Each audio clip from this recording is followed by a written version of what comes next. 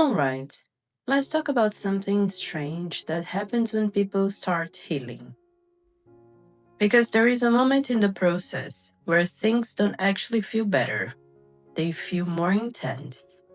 You become more emotional, more aware, more sensitive to things that suddenly feel uncomfortable.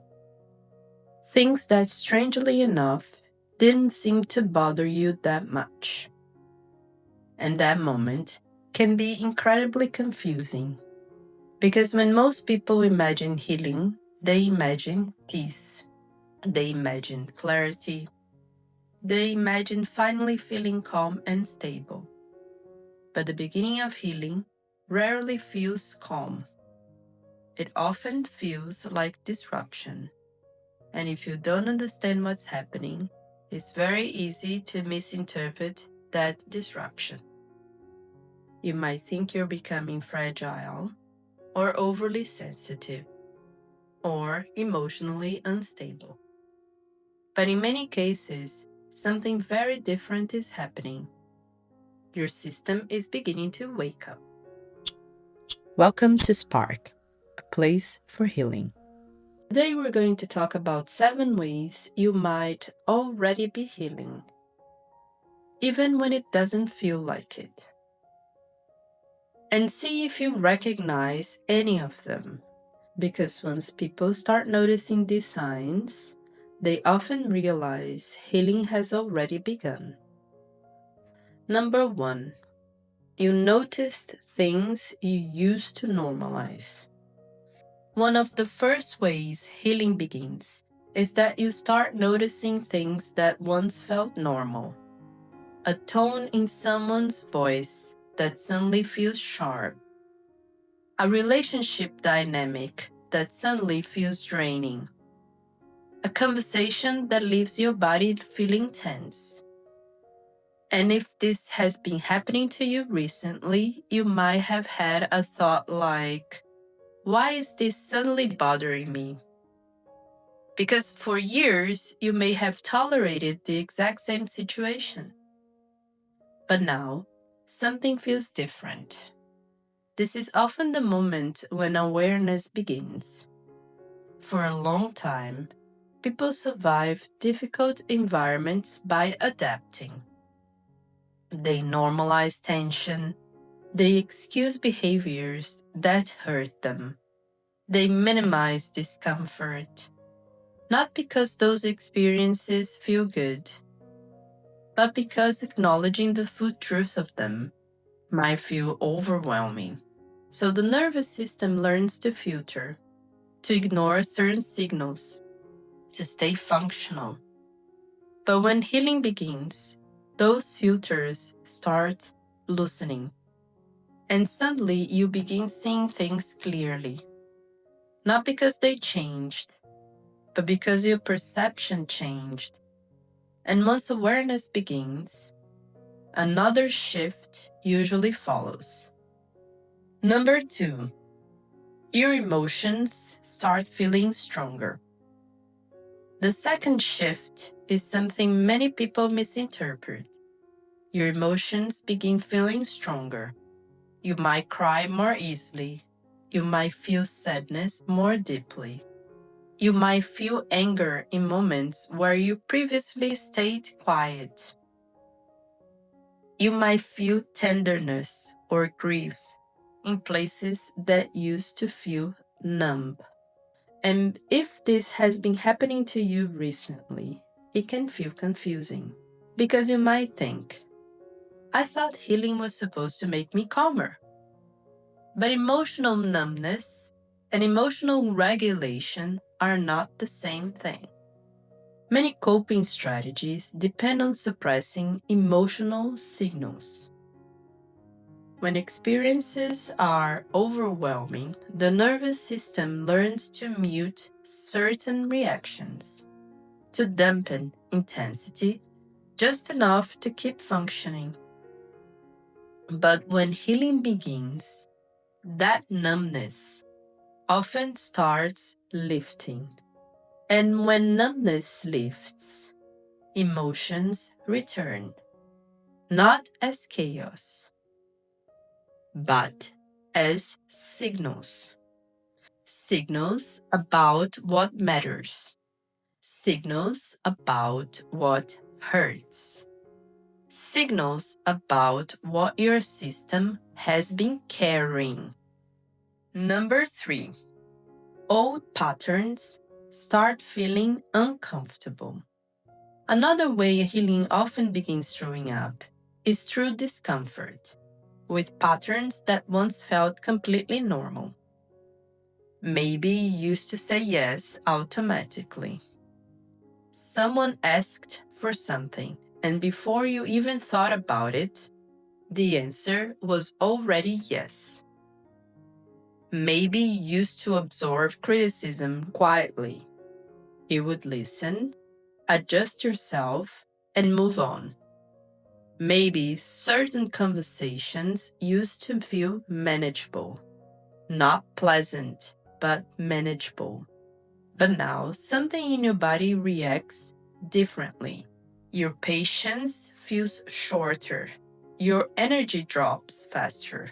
A dynamic that once felt routine suddenly feels draining. And that shift can be confusing.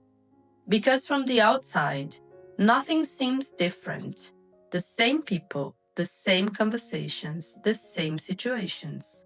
But internally, something has changed. But when healing begins, your nervous system starts paying attention to cost. The emotional cost, the energetic cost, the cost of constantly adjusting yourself. And once your system starts noticing that cost, it becomes much harder to ignore. Number 4, you pause before reacting. The fourth shift is extremely subtle. A pause begins appearing between what happens and how you respond. Not always, not perfectly, but sometimes. Someone says something upsetting, and instead of reacting instantly, parts of you notice your reaction. You feel the urge to defend yourself, to explain yourself, to withdraw. But at the same time, another part of you is observing what's happening. That moment of awareness might last only a second, but that second matters because automatic reactions normally happen very quickly. The event happens, the reaction follows, and only later do we reflect on it. But when healing begins, the sequence changes slightly. The event happens, the reaction starts, and somewhere in the middle of that reaction, awareness appears. You notice the tension in your body. You notice the impulse rising. And even if you still react the same way, the pattern is no longer invisible. And when a pattern becomes visible, change becomes possible. Number 5, you feel more tired than expected. Another sign of healing that people rarely expect is fatigue. You may start feeling more tired than usual, emotionally tired, mentally tired, sometimes physically tired.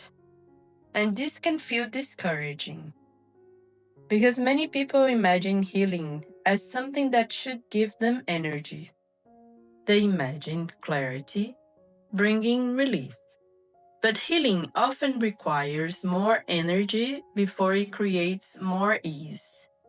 Because when healing begins, your system is doing something new. You're noticing more, reflecting more, feeling emotional signals that used to stay muted. Instead of moving quickly through situations, you pause and process them. Instead of pushing feelings aside, you stay with them longer. And all of that requires effort. Your nervous system is reorganizing how it interprets experiences. Your mind is reevaluating patterns.